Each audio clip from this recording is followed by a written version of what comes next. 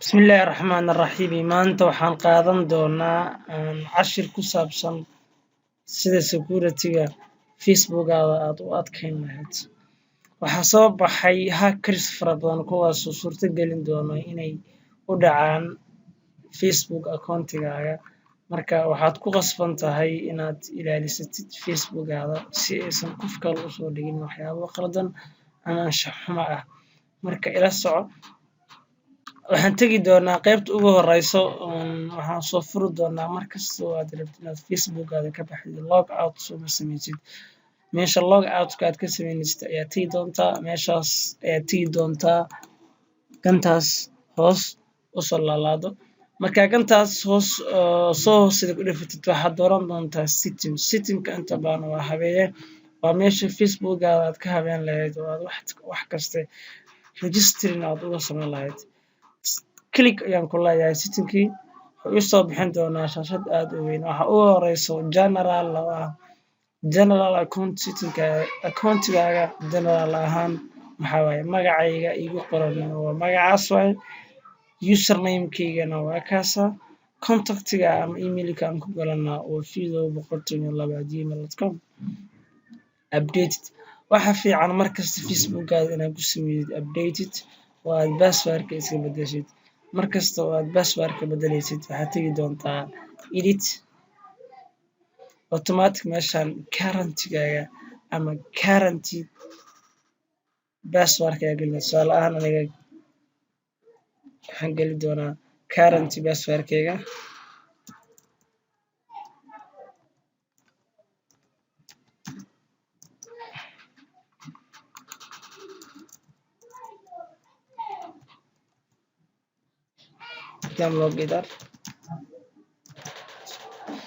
markaad meeshaan current-ga aad gelisid password-kaaga hadda aad ku galaysay Facebook-gaaga meeshan kale waxaa ku dhufan doontaa waxaad ku qoran doontaa new password cusub oo aad ku bedeli doonto kii hore.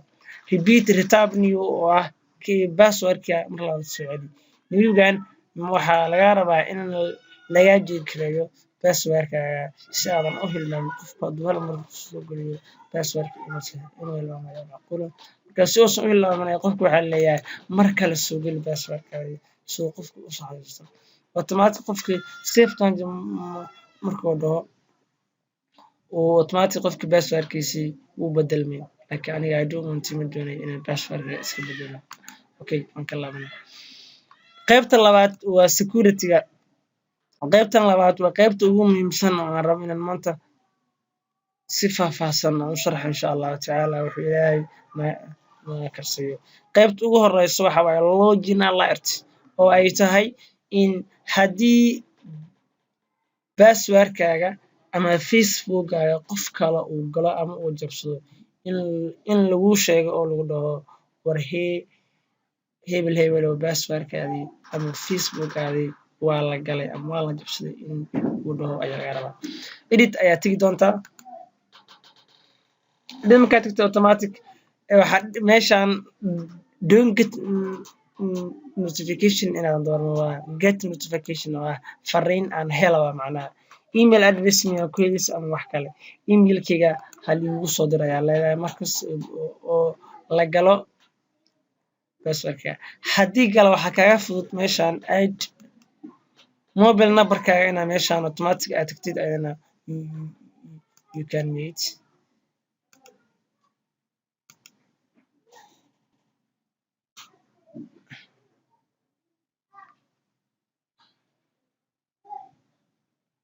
meeshaan in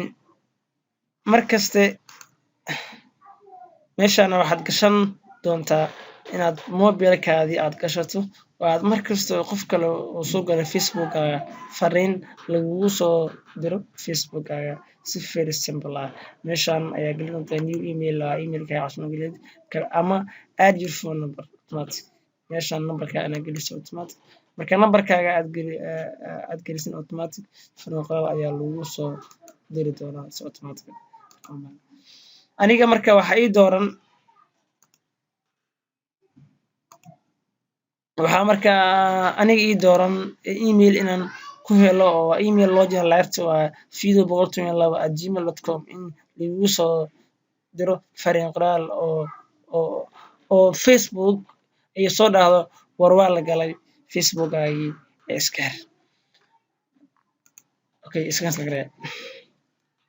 qaybta kale ee ugu muhiimsan aan rabo waa code generator. Code generator-kan waxaa loo jeedaa mar kasta oo aad Facebookaga rabto inaad gasho waxaa lagu soo diri doonaa code number.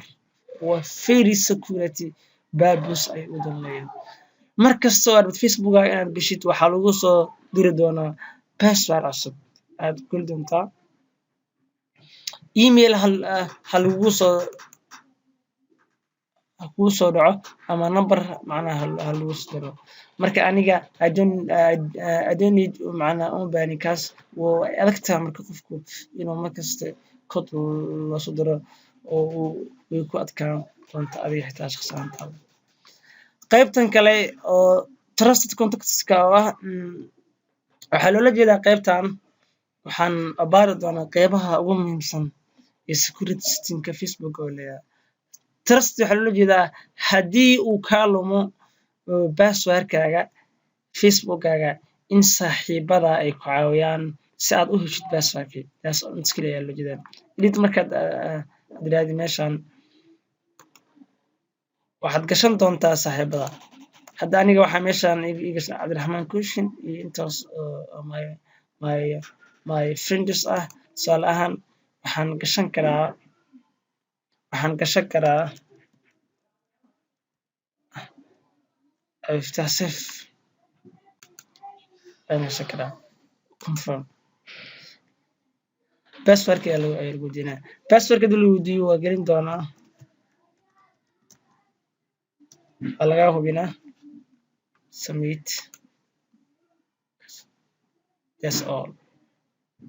waxaa loola jeedaa friendskaaga inay ku caawiyaan mar kasta oo aad dhib kala kulanto inaad gasho account-kaaga ayaga ayaa ku caawin doona. iska sagree. qaybta kale oo aadka u muhiimka ah waa where you are logged in. xagee looga jiraa Facebookaga.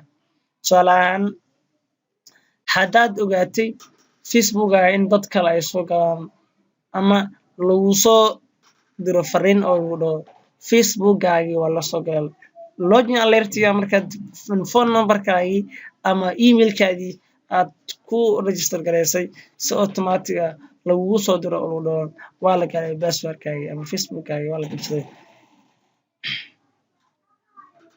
si automatic ah waxaad u imaan doontaa xagee looga jiraa Facebookaga. markaad ogaatid Facebookaga edit ayaad leedahay meeshan fiir. current session hadda waxaa Facebook looga jiraa Muqdisho Soomaaliya approximate. waxaa looga jiraa Google Chrome Windows 10 sax waaye.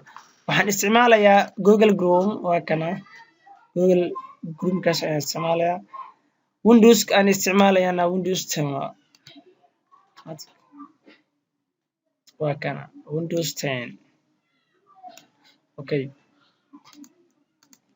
maadaama Windows 10 aan isticmaalaa qaybta kale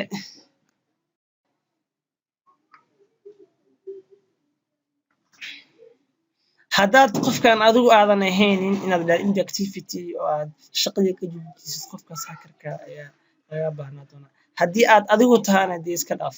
waa kana last access-ka yesterday shalay meesha laga soo galay Muqdisho waay Google Chrome ayaa la isticmaalaa Windows 10 ayaa la isticmaalaa waay. haddii aadan adiga ahayna inactivity ayaa leedahay qofkaasna ku goyi doonaa Facebook inuu ku soo jiro. 6 July waxaa looga jiray Muqdisho Soomaaliya Firefox aniga waaye waxaan isticmaalayay Firefox-ka. hadda waan iska tuuray laakiin Firefox ayaan isticmaalayay waan iska bixiyay. 29 June waxaan isticmaalayay Google Chrome-kii. Muqdisho Soomaaliya Firefox Windows 7 ayaan isticmaalayay that's right. hadda laakiin waan iska bedelay Windows 10 ayaan isticmaalaya waan iska format gareeyay. Muqdisho Soomaaliya approximately 23 June waxaan isticmaalayay Windows 10.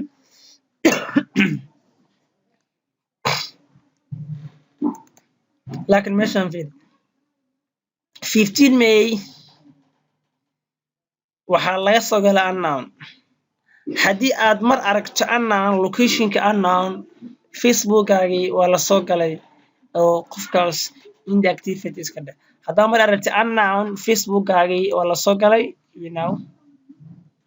waa la soo galay marka waxaa lagaga baahnaa doonaa inaad qofkaas shaqada ka dejisid haddii kale si alla la sidi doona iyo facebookaga u maamulan doonaa indeactivity meesha ka baxay qofkaas uma suurtagelayso inuu soo galo saas markay noqoto qofkii passwordki macnaha uu soo helo ama passwordkaaga uu soo dhaco automatic waxa kaloo lagaga baahnaa doonaa inaad ku laabatid generalki automatic meeshan waa update passwordkaaga inaad iska bedeshid oo current meeshan gelisid passwordka hadda macnaha aad ku heshid iyo midkaada cusub kabacdina kan mar labaad aad kusoo celisid midka cusub kabacdina automatic qofkii uu ku geli doona adigana facebookaga waxaan ku doonaa maskuura oo aysan qof macnaha usoo dhicin deactivate macnaha your account haddaad akoonkaadii aad iska nacday aad akoon kale aad samaysanaysid markaad rabto akoonkaadii inaad ka saartid profilekaagii inaad meesha ka bixisid magacaagii photoskaagii waxaad dhihi doontaa deactivate your account laakiin aniga uma baahni maanta inuu akoonkan macnaha aan ka tago akoonkan facebookan ku leeyahay waan isticmaalaa waan jeclaa marka haddaad akoomo kale aad lahayd akoonkaasna aad rabtid inaad ka bixisid macnaha facebook aad ka saartid profilekaagii iyo magacaagii iyo photoskaagii dhammaan aad ka saartid macnaha kuwaas aad ku share garaysid macnaha facebook automatic waxaad dhihi doontaa deactivate macnaha your account laakiin some information waa la arki doonaa dadka kale way arki doonaan sida magacaaga iyo friendly listigaaga iyo masajyada aad dirtay maybe macnaha in la arko haddii macnaha lasoo dhaco laakiin profilekaagii disable ayuu noqon doonaa magacaagii photoskii aad share gareedana qaar kamida way lumi doonaan insha allahu tacaala maanta intaas ayaan kusoo koobi doonaa cashirkeena labaad wuxuu noqon doonaa timeline aan taagan insha allahu tacaala oo aad muhiim ay tahay dad fara badan ayaa jiro oo waxyaabo qaldan ama waxyaabo anshaxun ah ay kugu soo taagalayaan kabacdina loo maleeyo inaad adiga wixii aad soo dhigtay insha allahu tacaala timeline aan taaganahay cashirkeena labaad noqon doona wassalaamu calaykum waraxmatullaahi tacaala